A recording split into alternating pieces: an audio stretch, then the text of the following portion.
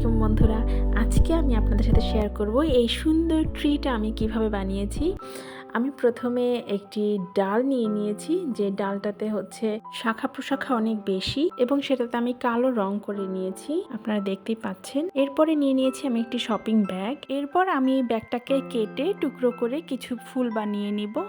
আমার এই কাজগুলো করতে ভীষণ ভালো লাগে, কিন্তু সময়ের অভাবে আমি করতে পারি না। কাটা পাপড়িগুলো দিয়ে আমি এভাবে ফুল বানিয়ে নিলাম। এরপর ডালগুলোতে আটা লাগিয়ে আমি একটা একটা করে ফুলগুলো বসিয়ে দিচ্ছি। হাজারো ব্যস্ততার ফাঁকে এই কাজগুলো আমাকে ভীষণ রকম মানসিক প্রশান্তি দেয়। ফাইনালি আমার ফুল লাগানো শেষ হয়ে গেল।